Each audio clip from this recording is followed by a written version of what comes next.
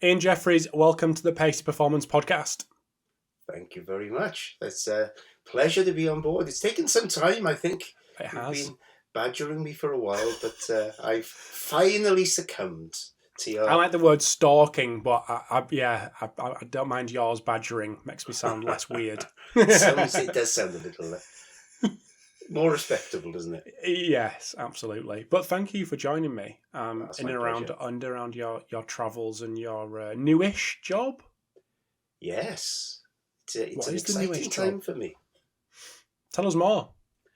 Well, I retired from my role at the University of South Wales at the end of last year, and midway through this year took a role at Setanta College as academic director, and it is an exciting role.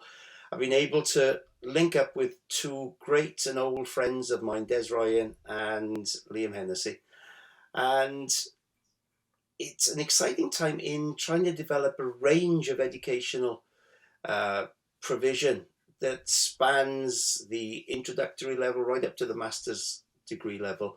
And we hope we're going to produce some really exciting courses over the next few years. So for someone that... How long were you at University of South Wales, by the way? I was there...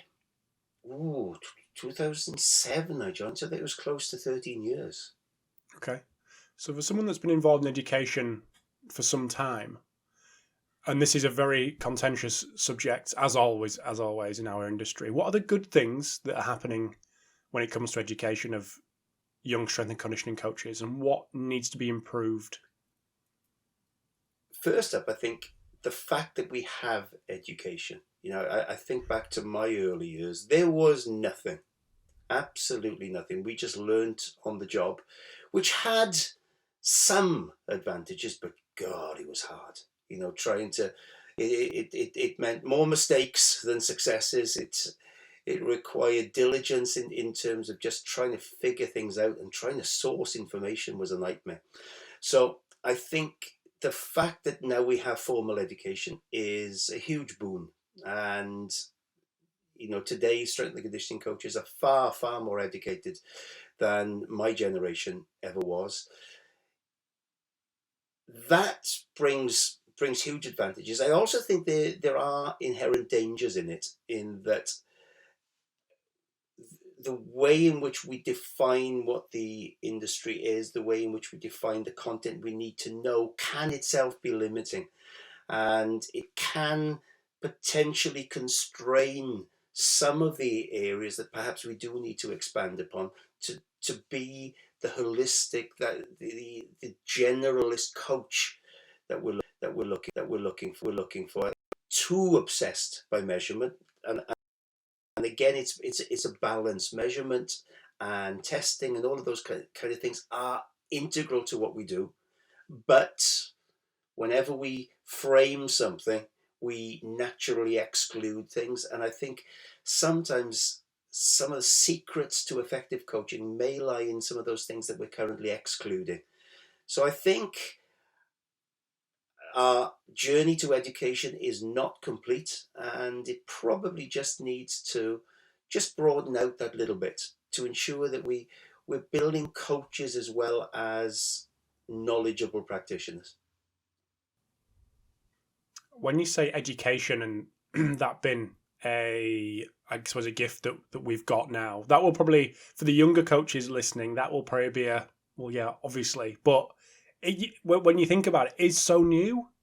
It's so new, and the surveys new. Yeah. I was coming out of school in the very, very early 80s. And realistically, the only choices you had were to go to a traditional teacher training college, which were the evolving PE degrees, or you studied a more academic route. We didn't have sports science degrees. We definitely didn't have strength and conditioning degrees. These are remarkably new on the block. Although it looks that they're old hat, they absolutely aren't. So really, our options of my generation were extremely limited. I bring this up all the time because there is people who've come through a similar time to you who have been PE teachers or trained to be PE teachers. A number of people come to mind. Eddie Jones, who came on the podcast, PE teacher. Kelvin Giles, more recently Vern Gambetta. All these people came through that PE background and all lean on that as a reason why they've had the success they've had, because they've been teachers, and that teacher been coach and coach been teacher. Have we lost that with the kind of formalization of specific strength and conditioning education? I think we have, to some extent. It's just a different skill set, and it's a different way of approaching a problem, so that the PE teachers will come from that coaching type background. So they'll probably not necessarily have the scientific analysis that newer practitioners will do, but may understand a little bit more how to apply things, how to get the buy-in from players, how to build the relationships and so on, which are absolutely crucial to a functioning strength and conditioning program. It's interesting that, one of the things that when we look back is that when we developed, or when people developed strength and conditioning programs, they emerged from sports science. Now, they could just as easily have emerged from physical education. And had they done so, I think we would have had a different profession. And we may have well been saying at that time, right, we're great at the coaching, but we need more science to back us up. And there's always a path dependency. Once the viewpoint comes that strength and conditioning is very much a science, it naturally leads us in a certain direction. And with everything, once you set up on a certain direction, it's very difficult to change path. So that if you look now, very few PE teachers are necessarily strength and conditioning experts. We're getting more kind of the sports science graduate going into strength and conditioning. And that's not a bad thing. It's just a different thing. And I think what we need to do is just to appreciate the strengths of that approach, but also the potential drawbacks of that approach, and have mechanisms by which we can address those drawbacks. And once we start to do that, I think we really will end up with a fit-for-purpose education system. Would you agree in the fact that we've gone down that track, and there's many institutions out there who have talked about doing this and actively do it? Some do it really well, maybe some don't do it as well, who have gone down that track and are trying to rein it back towards that very practical, like, let's get these students in front of people, like anyone, whether it be in a football club, rugby club, or just a group, and try to develop them skills that maybe would have been developed if they'd have gone down the PE, physical education teacher track, which potentially have been lost because they're down this sports science track? Yeah, there are undoubtedly a lot of very good institutions that are trying that. I think one of the challenges is that now that the control is within the university systems, you have to fight those systems as well.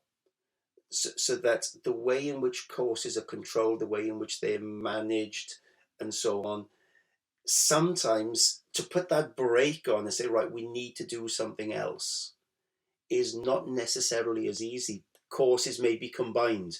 You may be studying in with your anatomy and physiology with different cohorts, sports science students and so on.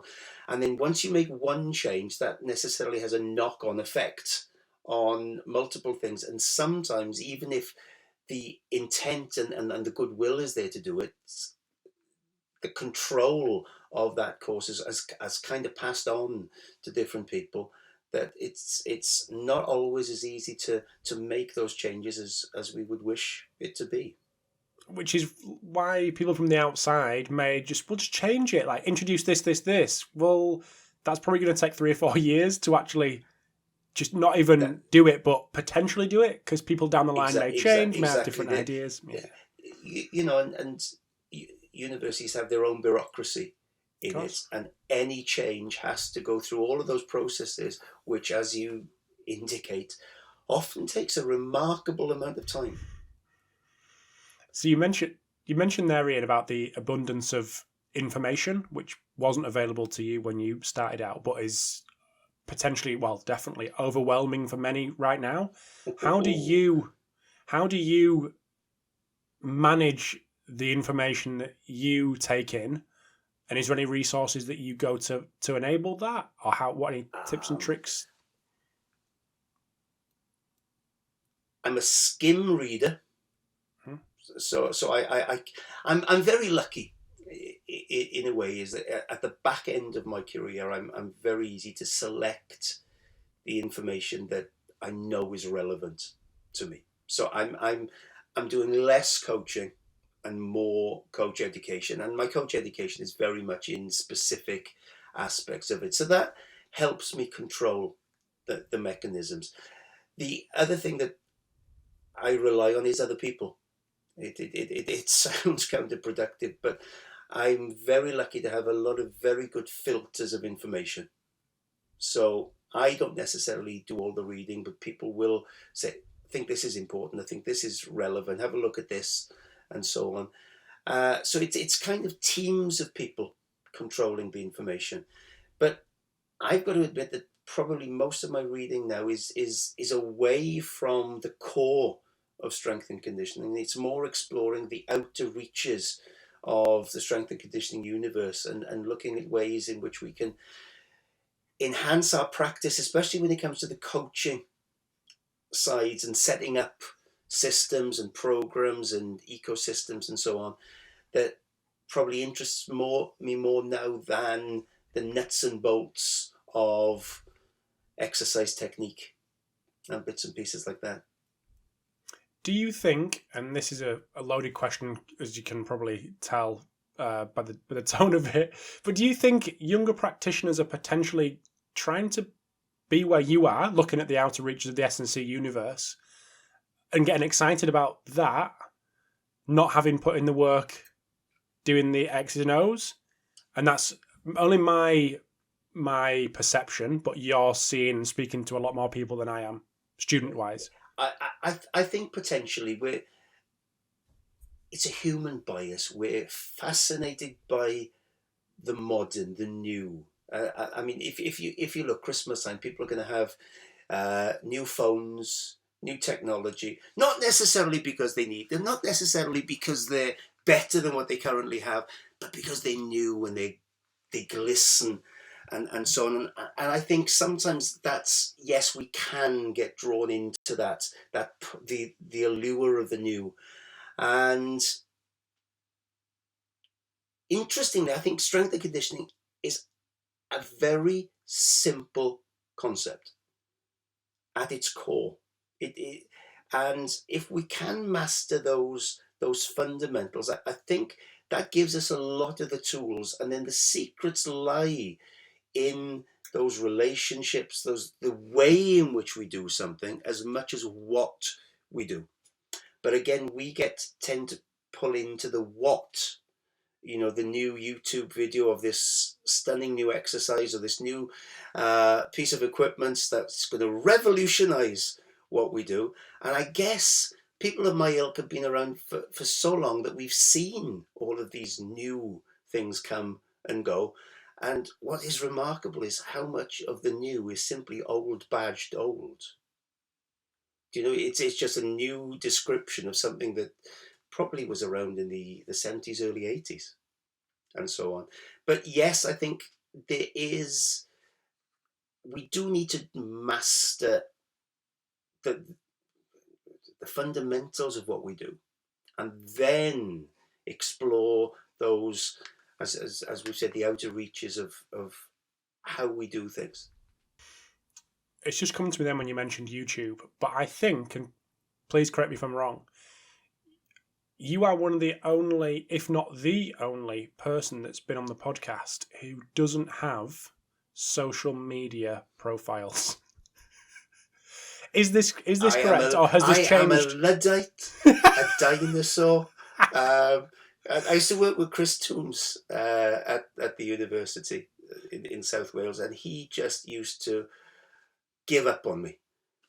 Why aren't you doing this? You're so behind the times, bless him. But no, I don't think I'll ever change on that. I know Sean in Setanta is also keen for me to get involved, but it's beyond my technological expertise. Is But that the only reason? Is that the only reason, or is no? It's not. I'm not a fan. I know how much I could get dragged in, and how much of a time sapper it potentially is, and I think it just puts certain pressures on you, certain expectations of you have to be posting, you have to be doing this, you have to, and then quite easily you can forget what you actually do. So I found it much easier for me to say, right, I'm not doing that. Undoubtedly, it causes me issues. I can't get messages out. People don't know when things are happening and so on. But it protects my time. And to me, that is the most valuable resource I have. Love it. Yeah, I'm sold. I am sold. Oh, I don't know.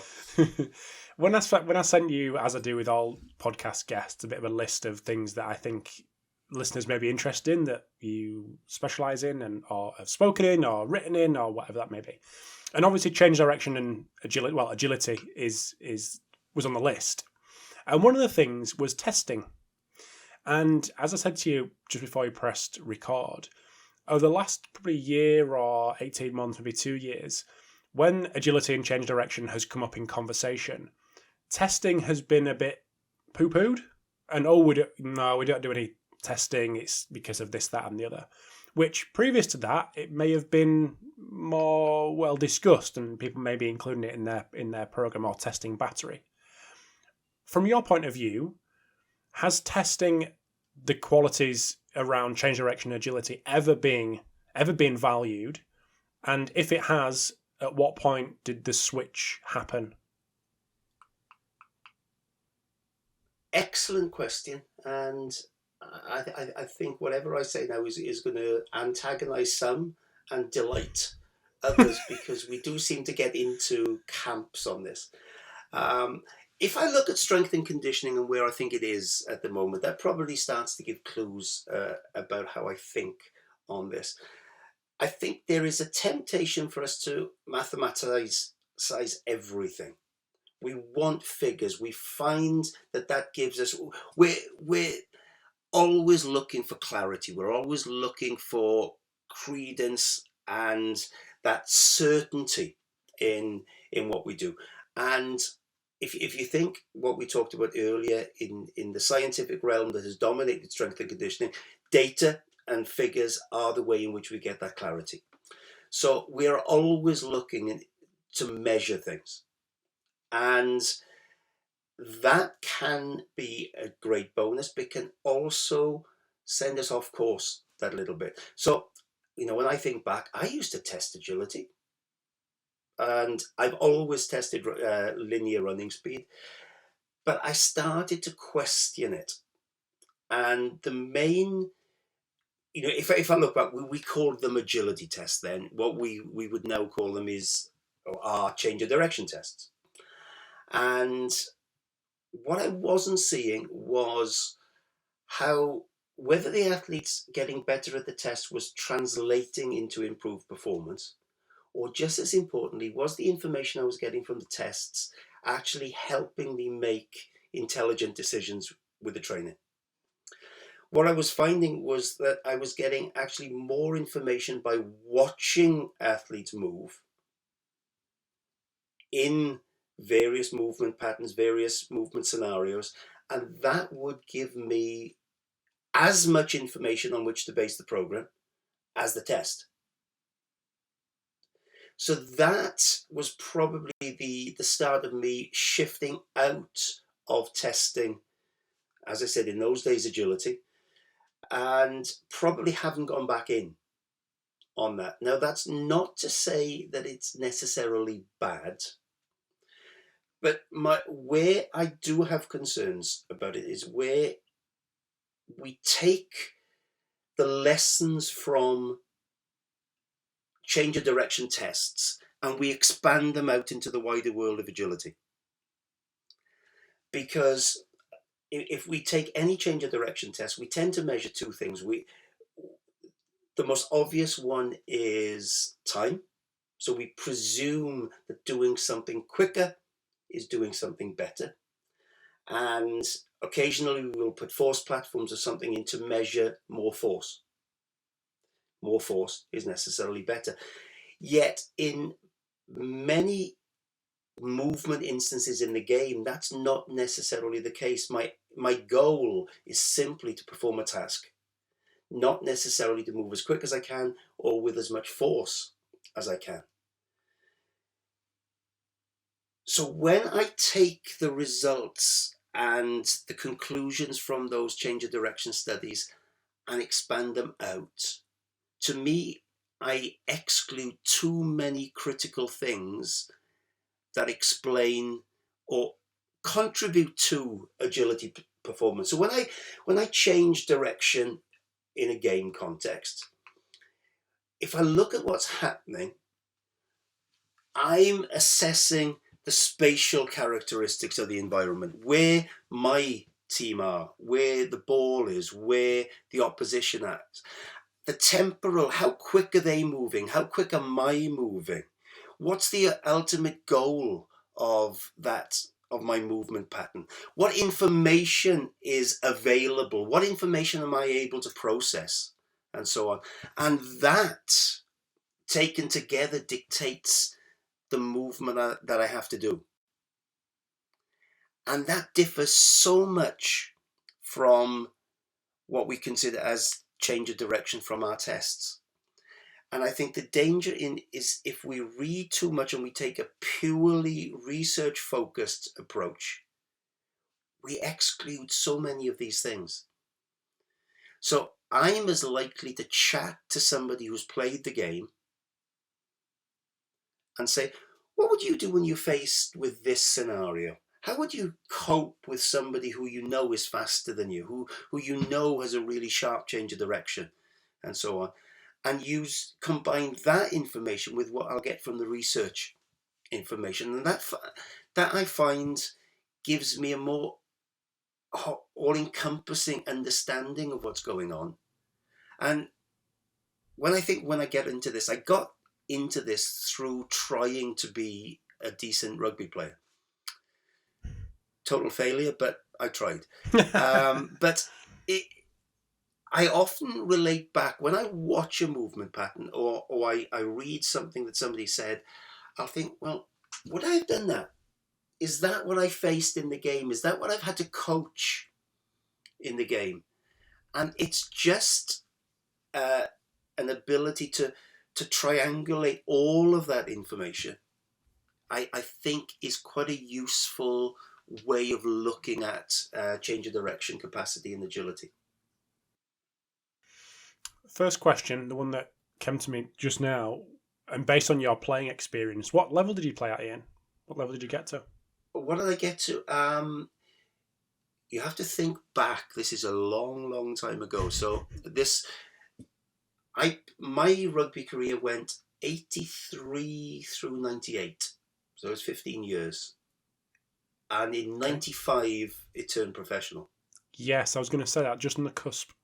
Yeah. So it's just on the cusp. So I actually signed a professional contract in 95, but it was more a semi-professional contract. So I was playing before the Welsh regions came in. My club's teams were Swansea, Ebbw Vale, Newport and Cardiff. So you played at a good level, really good level. It was a decent level. I wouldn't say I was ever the superstar, but I hung around for a long time, put it that way. Do you think, and coming on to my question based on that, do you think the way you've just described your thought process when it comes to not testing and doing the things that we'll have a little chat a bit more about now, Yeah, or in a second, do you think your playing career and how you reflected on that has helped that thought process? absolutely. Yeah. Absolutely. It's just another frame of reference that I can refer to help me understand movement. So I said I pretty much, I think, triangulate three areas: my experiences as a player, my experiences as a coach, and my experiences as an academic. And I don't think I can fully understand it from only one of those perspectives. Nice little visual. I like that. I like that a lot. Yeah, and I'm not saying that one of those or any of those is superior, but I think having the capacity to go to each one is something that I value. It may not be anything that somebody else would get a lot out of, but it's just a way of, as much as anything, simplifying what we make remarkably complex. I think some of our terminologies when it comes to skill acquisition are so complicated. They're not easily accessible, especially to coaches who may not be undertaking academic qualifications. Yet some of the tenets underlying these, I think, are relatively simple to understand. Mm-hmm. Just going back to the testing. So we do a test. We've got everyone lined up. We've got the speed gates set out. We've got everything sorted. It's very comfortable. It's very structured. We get a number. It's good, bad. We turn it. It turns out when we put it into our nice Excel, it goes green, amber, or red. Very nice, very neat. And we can go to a coach and go, they got better or worse. Superb, fantastic. However, what you've just described may scare people because it's not neat. It's not. It can't be packaged up.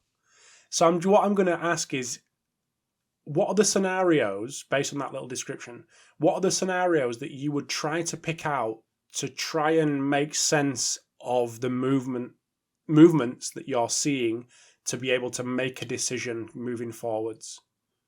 Right. I think we as coaches have to become much more comfortable in the land of uncertainty.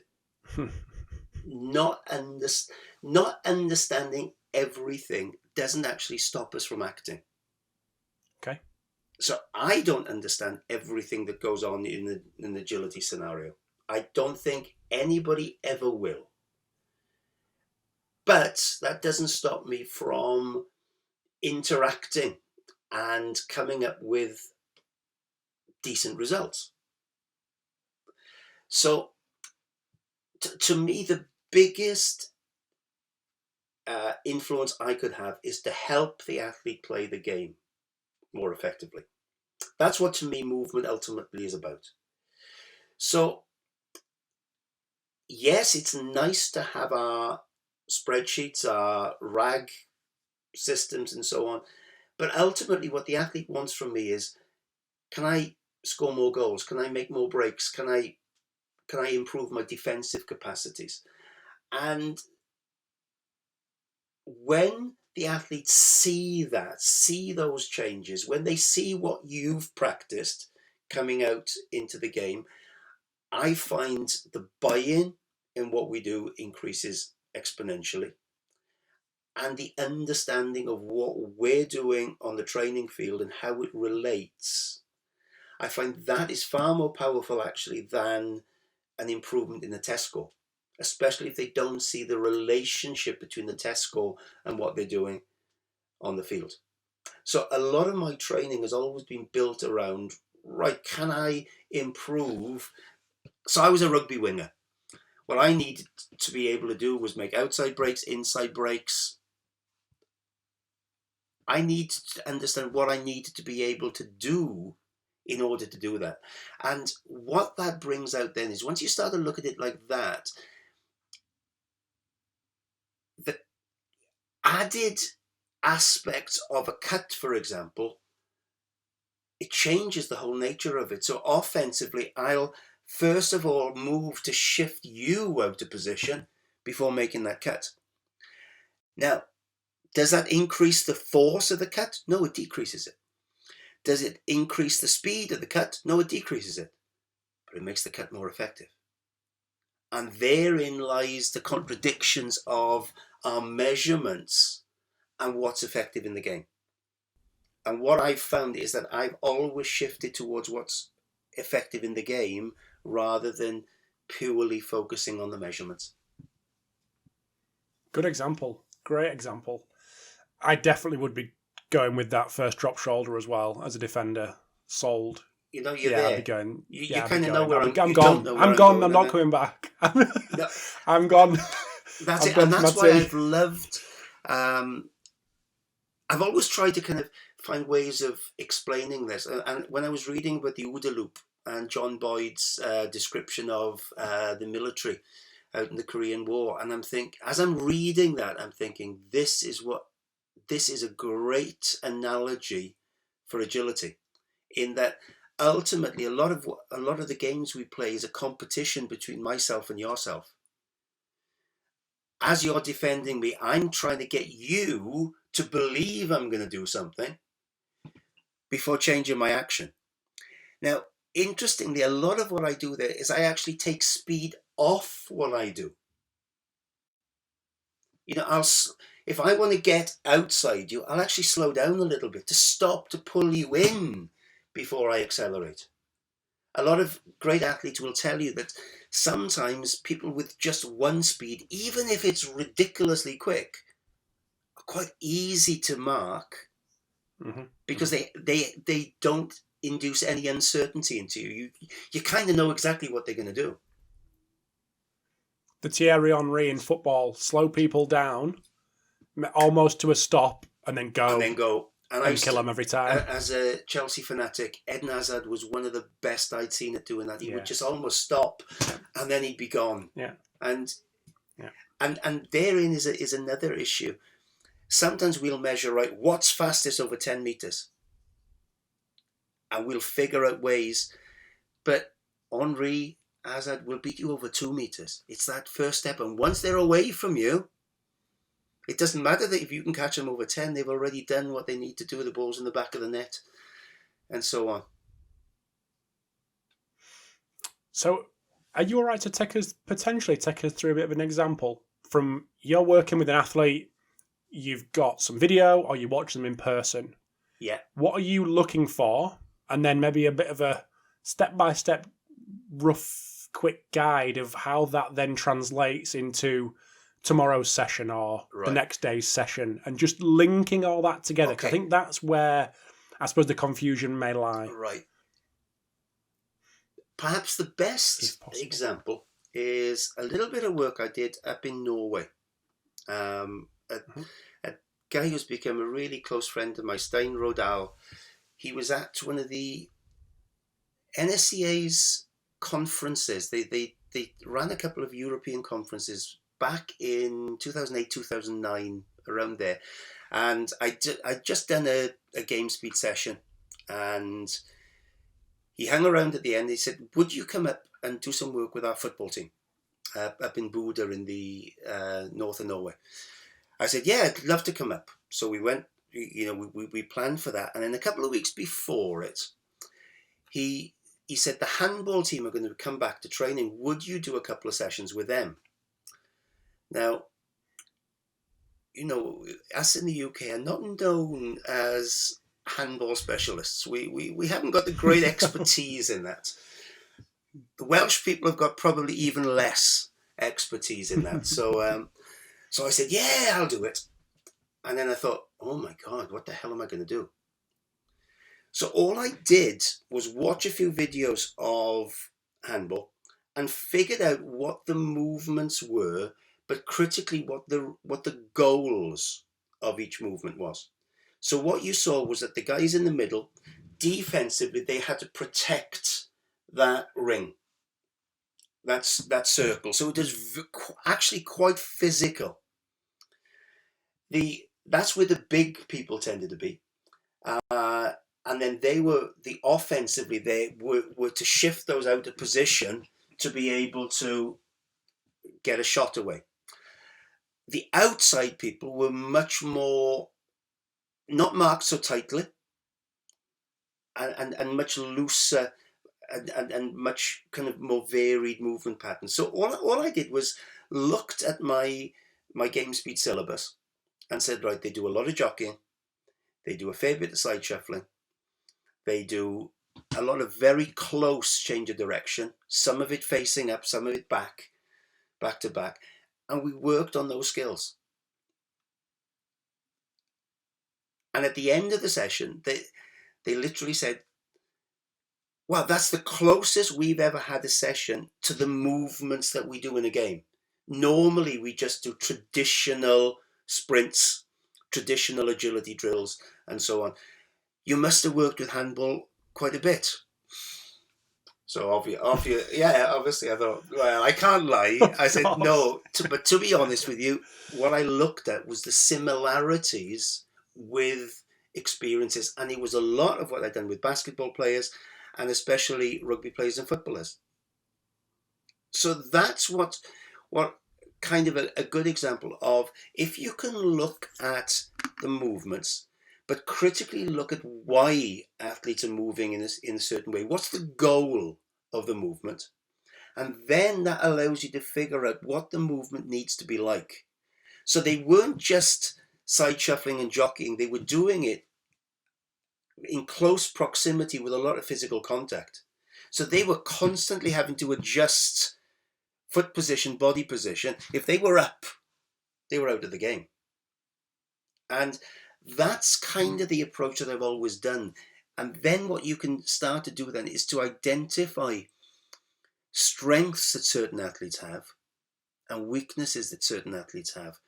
And interestingly, once you go down that route, what you start to see is the anomalies that we often see, where an athlete on paper may not be great, but in the middle of the game are amazing. But also the anomalies where certain athletes will look like world beaters on one day and then be totally anonymous in a different game. So you'll see certain athletes with capacities, when there is a lot of space to run into, look really, really great. But then, so for example, a football low block, when the team comes and they've got the 5 and 4, they just leave the one man up. Those same players struggle to cope with that because there's no move space to accelerate in, and they've got to create those. And sometimes they don't have the skills to shift somebody out, and then there's that rapid acceleration into a short space. Does that answer your question, or have I just rambled? Absolutely. No, absolutely. Absolutely does answer the question. I'm just thinking now of an example, and for some reason, Paul Gascoigne comes to mind. And I'm just wondering if you put him on a 10-metre acceleration, or maybe not now, in his prime, 10-metre acceleration or a traditional change direction test, would he excel? I don't think he would. Would he I don't excel? think he would. He definitely wouldn't. However, I bet a technical coach, at the time, would watch him playing and going, what fantastic agility he's got. Yeah. Because he'd send someone one way, send the other way, and then go back the first way. Or, little shuffles and work really well in tight areas. Absolutely. And those are the kind of things that we're probably, as strength and conditioning coaches, not necessarily great at picking up, because we're not taking the context into consideration. We're looking at it simply from the viewpoint of our global variables, and not considering, well, how does he do that? What the hell does he do? I remember watching Lionel Messi. He came to Stamford Bridge, and as I said, I'm a massive fan. And what amazed me was how he walked for considerable periods of the game. Just almost looked totally disinterested until the opportunity comes. So me as a defender was, he's no danger back there. Once he got, boom. And he ran once, and I can't remember who the Chelsea defender was, and he just shifted his body weight Defender went that way, he went that way. And I'm thinking, wow. But he's another player who probably, in terms of the tests, would not necessarily excel. I've come to calling it top trumps thinking, whereby you think of those old trading cards where we always looked at the biggest figures as being the best. With some of these, their headline scores are not necessarily great, but they have a knack. And I think where the Gamespeed concept lies is often an underexplored area, because we tend to shift our strength and conditioning focus onto those headline, make them stronger, make them headline faster. The sports coaches look at the techniques and the tactics of the game, and this sport-specific movement is often something that nobody picks up. So quite often I'll watch, say, a Premier League game, and you'll see a goal conceded by a corner. The pundits will say, oh, they're using zonal marking, or they're man-for-man marking, or whatever. They will look for a technical or a tactical reason. And so often it's just a bad starting position. Or it's a great move that somebody else has made that took people into a bad starting position. And those subtleties are often missed because the sports coach is looking for sport-specific reasons. The strength and conditioning coach is looking for headline physical reasons. And it's the subtleties of movement where a lot of the answers to these issues lie. The example that you used with the handball, I think it was a defensive example. Am I right? How you described it? Yeah, but we also did some of the movements for the offense as well. How can they lose? What do they need to do? And again, it's the shift of the body weight. But that in turn requires a good level of control.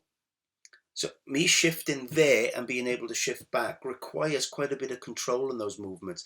So within the Gamespeed system, we do work on the control of the movement, the quality of the movement throughout. So each movement pattern that I've identified has a sequence progression attached to it.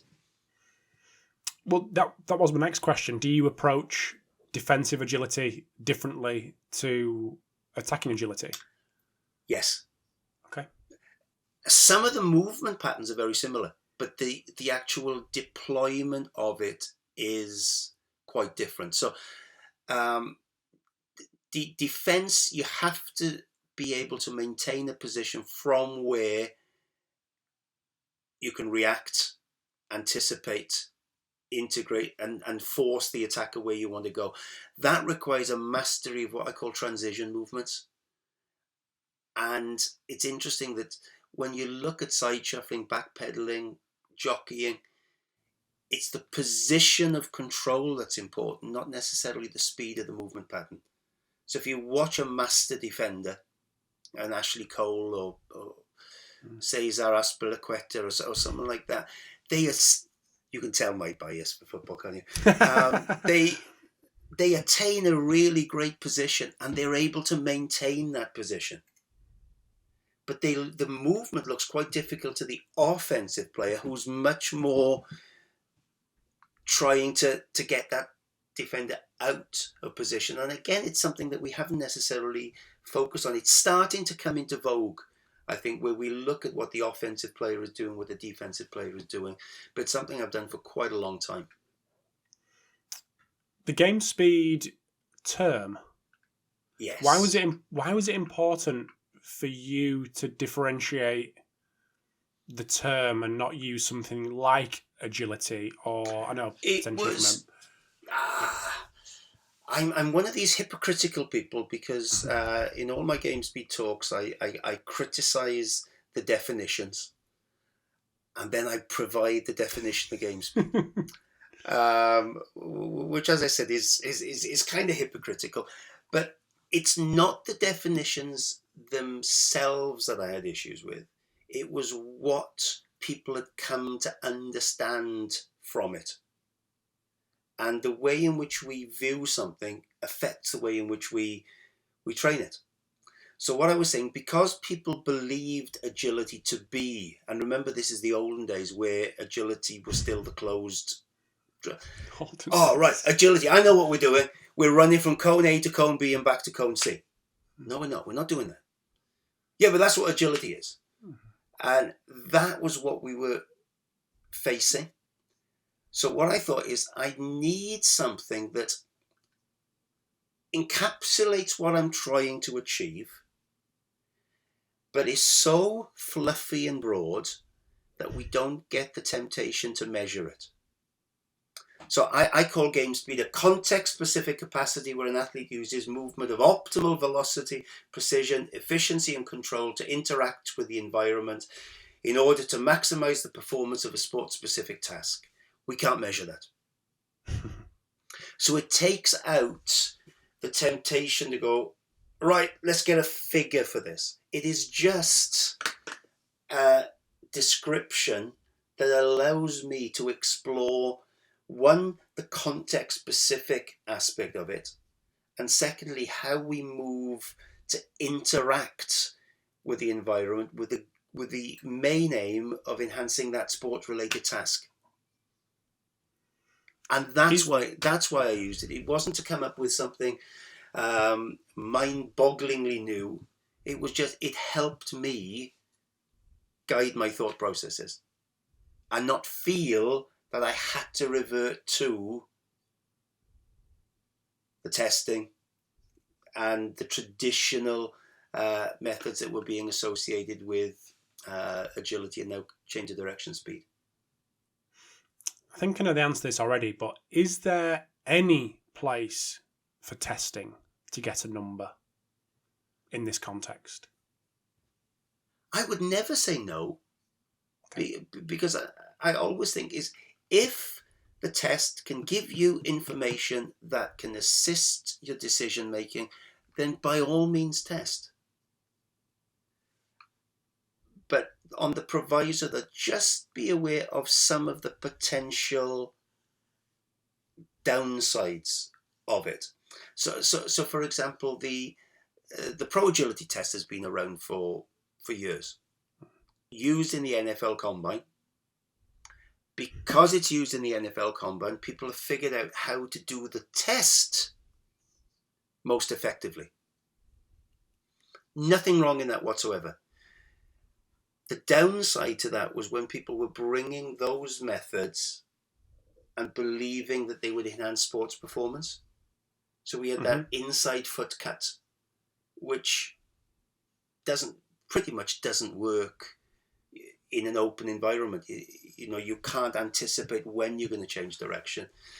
And that's, to me, the danger of it. So I would never say don't test. And if anybody believes that, yeah, it helps me, then please do it. It's the right thing to do it then.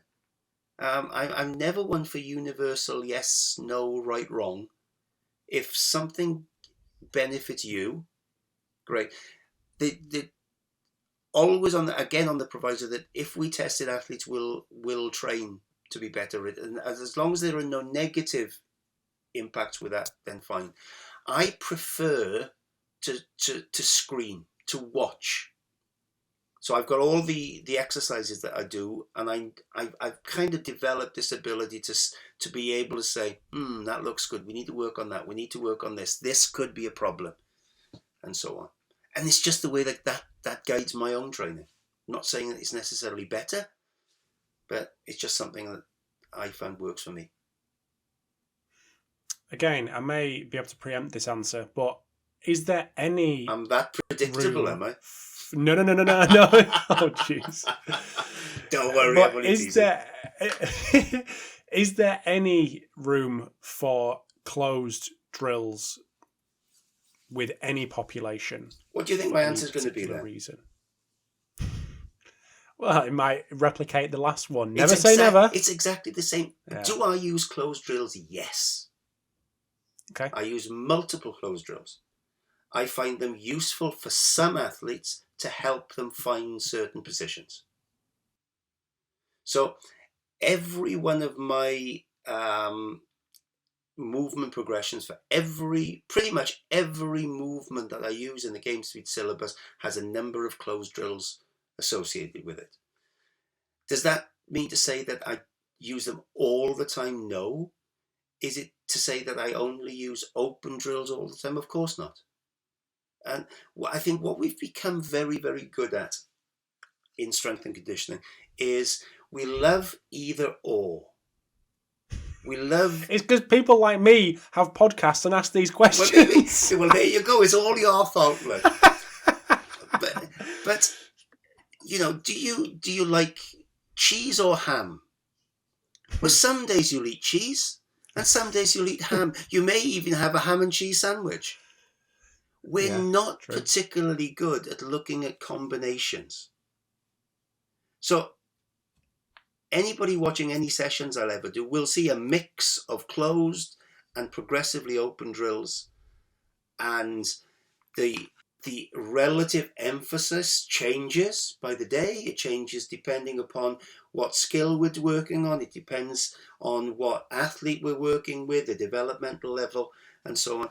But I would never say don't use closed drills, because I found them very, very successful for certain things. I would never say don't use open drills, because I find them absolutely fantastic for certain things. And it's just targeting, knowing what we want, and then selecting appropriately around that. Would there be an example you could potentially give us where you would use a closed drill?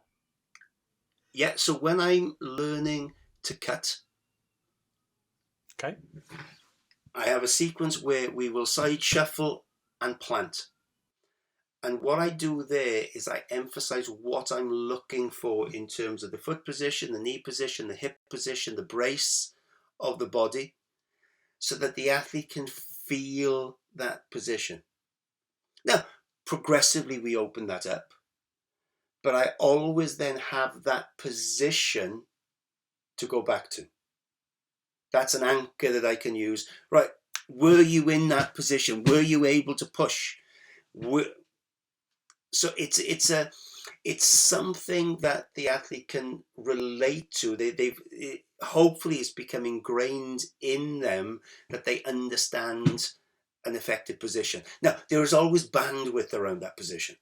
There is no one perfect position, but they understand the concepts of exerting force in one direction to produce movement in another direction. Superb. Well, I promised you an hour, and although we haven't been recording for an hour, I've definitely kept you for an hour. And I think it's flown, hasn't it? That went quick. It's flown. It has flown. It has, which is great, because it's a sign of it flowing. The conversation's been flowing.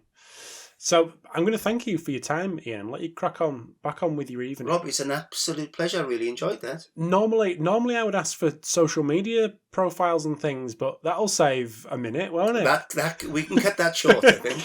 cut that short. But I do know, like you said, about the guys at Setanta wanting to potentially get you on maybe a Twitter account.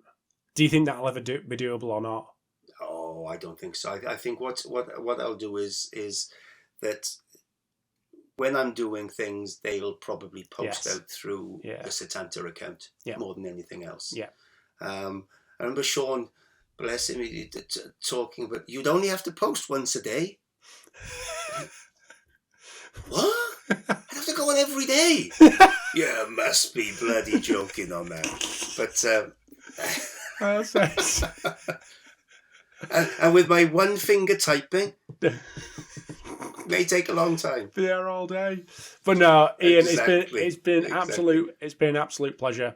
And good luck at it. No, pleasure's been mine. I know it's not a new job anymore, but I wish you all the success at Setanta, and thank you very much for giving up an hour of your time. Stick around, we'll have a little chat. But thank you very much. Rob, thank you ever so much. Pleasure. And cheers, Ian.